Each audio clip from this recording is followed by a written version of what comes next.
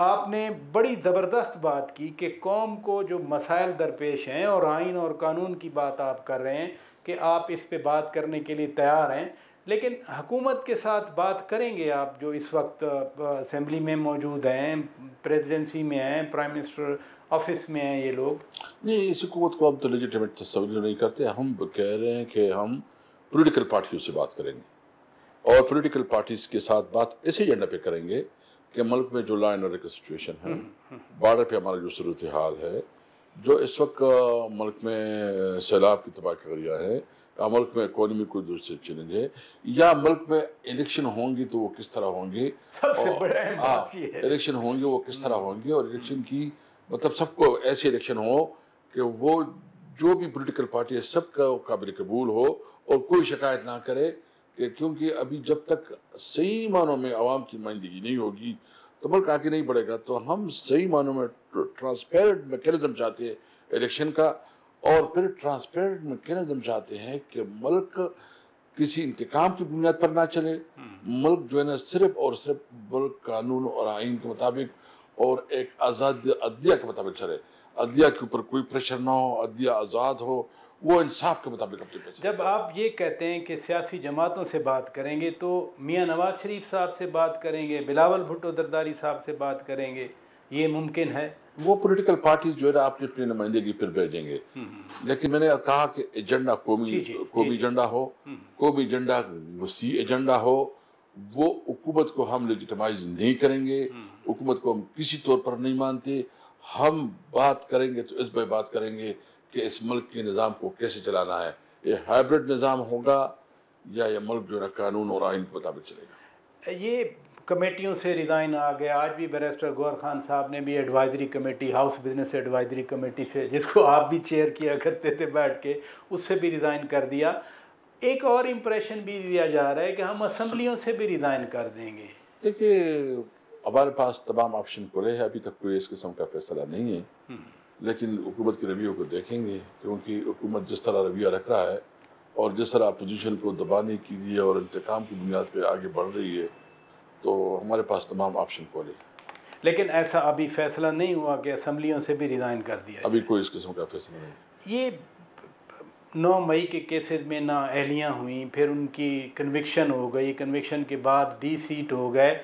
اب پہلے تھا کہ الیکشن لڑ رہے ہیں، پھر آیا حکم کہ نہیں لڑ رہے، ووٹنگ بھی ہوئی سیاسی کمیٹی میں. اب یہ حتمی فیصلہ ہو گیا کہ آپ لوگ الیکشن نہیں لڑیں گے، تو یہ پھر کھلا میدان حکومت کے لیے، اس کے اتحادیوں کے لیے؟ دیکھیں، کھلا میدان اس لیے جو ہمارے خان صاحب کا باقاعدہ، چونکہ پہلے تو اس کا پوری کھول کے نہیں آیا تھا، تو اس نے اپنی لاجک بہت ٹھیک تھا. اس نے کہا دیکھیں، ایک تو یہ ہے کہ یہ کوشش کریں گے کہ آپ کی ووٹ کی وہ بھی کم کریں گے، جو کہ حقیقت یہ مطلب جس طرح داندھی کرتے تھے، داندھی میں یہ ایکسپرٹ ہو گئے، یہ ماہر ہو گئے ہیں، تو داندھی کی نئی نئی طریقے کریں گے. اور پھر پبلک پہ دیکھیں گے کہ دیکھو ہم نے تو یہ الیکشن کروایا، کدھر ہے اس کا ووٹ، کدھر ہو گیا، زبردستی اس نے تو کوئی سیٹ دینی نہیں ہے. اور پھر جو ہے نا کہے کہ ہم نے الیکشن لڑا اور دنیا کو دکھائیں گے، تو دنیا کے سامنے حقیقت آ جائے کہ یہ انلیجیٹمیٹ حکومت ہے.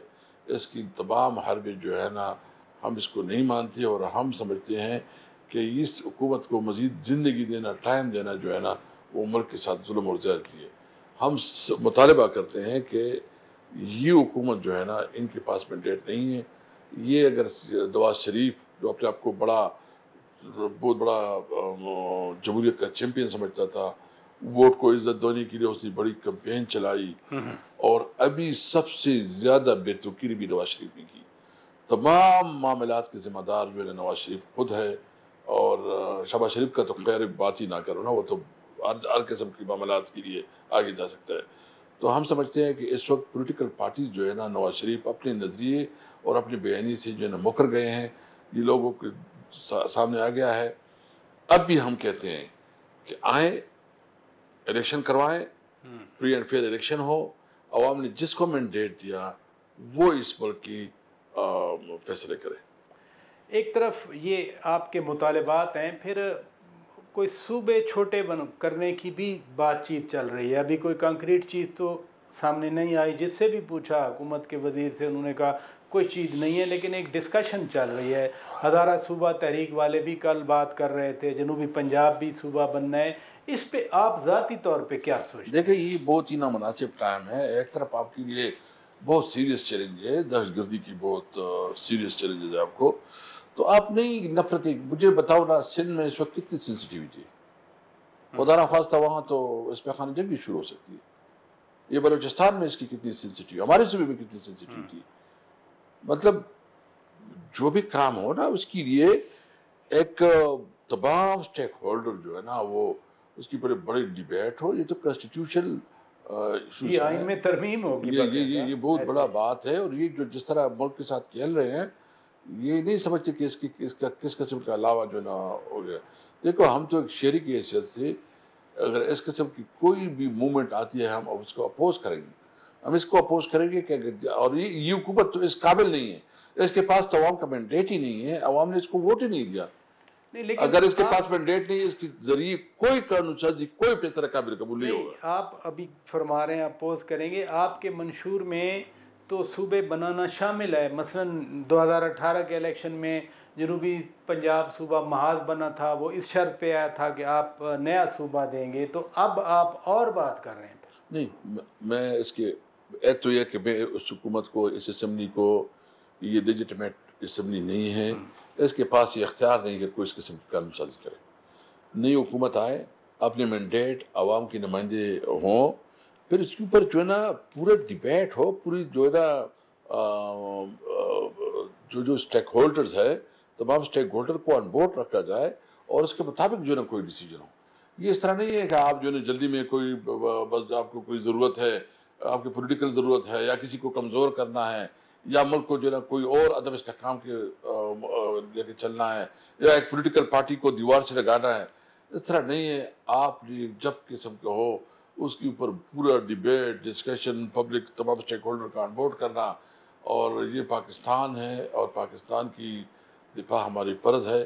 اگر کوئی اس قسم کا حرکت کرے گا تو ہم سمجھتے ہیں کہ پاکستان کے خلاف جو ہے نا اس کا تصور کیا جائے گا۔ نیشنل فائنانس کمیشن بن گیا، NFCA ایوارڈ کا بھی ریویو سن رہے ہیں، اور یہ کہا جا رہا ہے کہ جی صوبوں کا شیئر کم کیا جائے گا، مرکز کا بڑھایا جائے گا، یا صوبوں سے کہا جائے گا فلاں فلاں شعبے میں آپ کنٹریبیوٹ کریں۔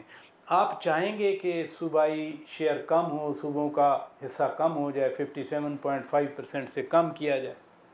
نہیں، دیکھیں ہم یہ چونکہ 18 امینڈمنٹ میں آپ نے ایک پورے صوبوں کو اپنا حق دیا ہے، اور اس کو چھیڑنا یہ بالکل نامناسب ہوگا، اور جب یہ حکومت بھی عوام کے منتخب نمائندے نہ ہو تو اس طرح نہیں ہونا چاہیے۔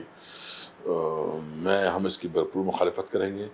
ہم مزید بھی صوبوں کو جو ہے نا چاہتے ہیں کہ وہ امپاور ہو، اس کے پاس اختیارات ہو، تاکہ نچلے سطح اور اس کے آگے بھی صوبے بھی جو ہے نا لوکل گورنمنٹ کا ایک نظام ہو، اور لوکل گورنمنٹ میں بھی لوگوں کو نچلی سطح تک جو اختیارات کی منتقلی ہو۔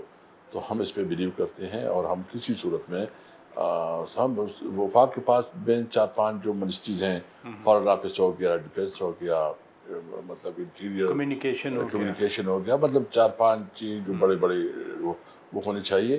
باقی جو ہے تمام اختیارات جو ہے صوبوں کو اور لوکل گورنمنٹ کو منتقل ہونا چاہیے۔ بہت شکریہ جناب اسد قیصر صاحب۔ ناظرین، سابق اسپیکر قومی اسمبلی ہمارے روبرو تھے۔ دیگر مہمانوں کا بھی شکریہ ادا کرتے ہیں۔ اپنے میزبان شوکت پراچا کو اجازت دیجیے۔ خدا حافظ۔